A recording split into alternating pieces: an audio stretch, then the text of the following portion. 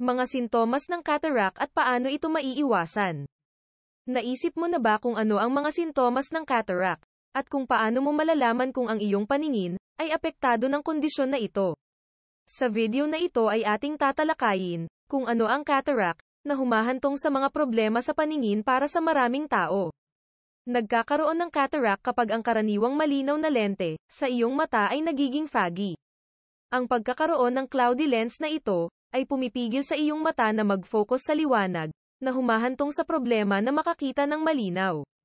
Ang cataract ay maaaring mangyari sa alinman o magkabila ang mata, ngunit hindi ito maaaring kumalat mula sa isang mata, patungo sa kabila.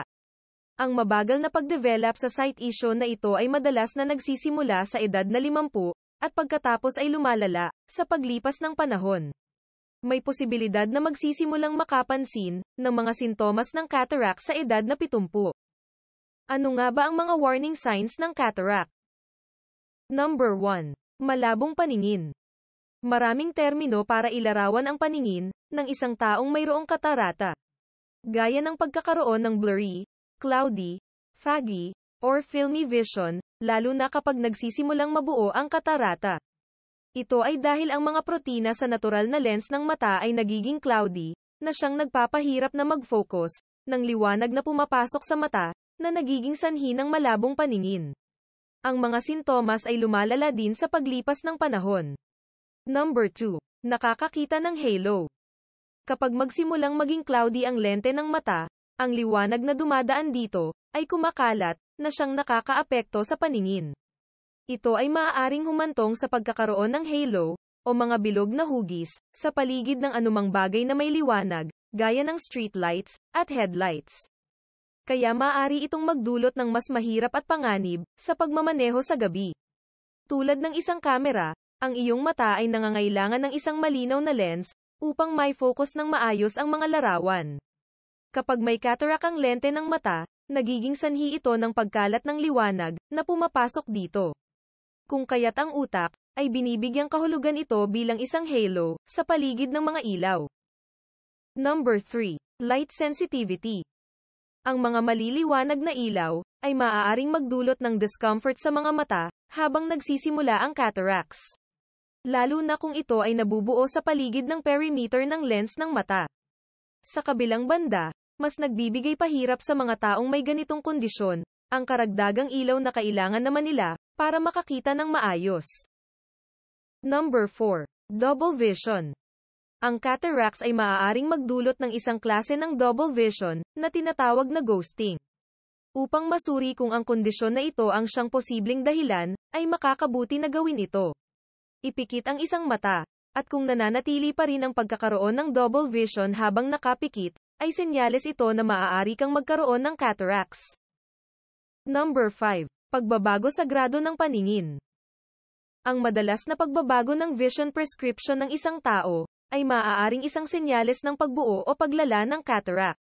Ang salamin o contact lens na ginagamit ay hindi na nakakatulong na itama ang paningin, o kailangan ng bumalik ng madalas sa doktor para sa pag-iiba ng grado ng mata. Number 6. Ang paningin sa mga kulay ay faded o kupas. Ang paningin ng isang taong may cataract ay maaaring magmukhang faded ang mga kulay, na parang tumitingin sa isang tinted na filter. Ito ay dahil ang mga protina na gumagawa ng cataract upang maging cloudy, ay may brownish na kulay, kaya maaari itong makaapekto sa paraan ng pagbibigay kahulugan, sa mga kulay na nakikita. Mga uri ng cataracts. Bukod sa ang mga ito ay nauugnay sa edad, ang iba pang mga uri nito ay kinabibilangan ng mga sumusunod. Number 1. Pediatric cataracts. Ang mga sanggol ay maaaring ipanganak na may mga ganitong kondisyon na tinatawag na congenital, o ang mga cataracts ay maaaring mabuo ilang oras pagkatapos ng kapanganakan. Ang mga ito ay karaniwang nasa dugo ng pamilya. Ngunit maaari rin itong mangyari dahil sa mga pinsala sa mata o iba pang mga kondisyon ng mata. Ang mga sanggol at bata na may cataracts ay nangangailangan ng agarang pagsusuri upang maiwasan ang mas malalang problema sa mata. Number 2. Traumatic cataracts. Maraming uri ng pinsala ang maaaring humantong sa cataracts. Nabubuo ang mga ito kapag may injury sa iyong mata. Maaari kang magkaroon ng kondisyon na ito kung natamaan ng mabigat na bagay ang mata, o kaya naman nasaktan o na-trauma ang mga ito, dulot ng mga injuries. Ang paggamot para sa ganitong uri ng cataracts ay mas komplikado, dahil ang mga istruktura sa paligid ng lens ay maaaring kailanganin ding ayusin.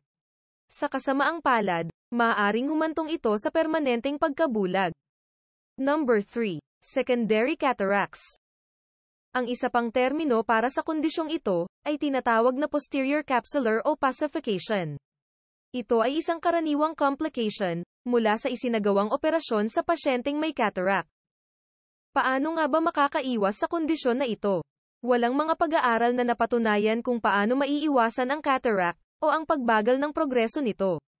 Ngunit ayon sa mga doktor, ang mga sumusunod ay maaaring makatulong para makaiwas sa sakit na ito. Una, magkaroon ng regular na pagsusuri sa mata. Ang mga pagsusuri sa mata ay maaaring makatulong sa pagtuklas ng cataract at iba pang mga problema sa mata habang maaga. Pangalawa, tumigil sa paninigarilyo. Magtanong sa iyong doktor para sa mga mungkahi tungkol sa kung paano huminto sa paninigarilyo. Pangatlo, magpakonsulta sa doktor sa anumang problema sa kalusugan. Sundin ang tamang paggagamot kung mayroon kang diabetes o iba pang kondisyong medikal na maaaring magpataas ng iyong panganib na magkaroon ng cataract. Pang-apat, pumili ng healthy diet na kinabibilangan ng maraming prutas at gulay. Ang pagdaragdag ng iba't ibang makukulay na prutas at gulay sa iyong dieta ay tiyak na nakakakuha ka ng maraming bitamina at sustansya. Ang mga prutas at gulay ay may maraming antioxidant na tumutulong sa pagpapanatili ng kalusugan ng mga mata. Ang mga ito ay may maraming napatunayang benepisyo sa kalusugan, at ito ay isang ligtas na paraan upang madagdagan ng sapat na minerals at bitamina sa iyong dieta. Pang-5, magsuot ng sunglasses. Ang ultraviolet light mula sa araw ay maaaring mag-ambag sa pagbuo ng mga cataract. Magsuot ng sunglasses na humaharang sa mga sinag ng ultraviolet rays kapag nasa labas ka. Sana ay may natutunan kayo sa video na ito. Please don't forget to like, comment and subscribe to my channel. Hangad ko ang mabuting kalusugan para sa ating lahat. See you in my next video. And stay tuned for more. Maraming salamat.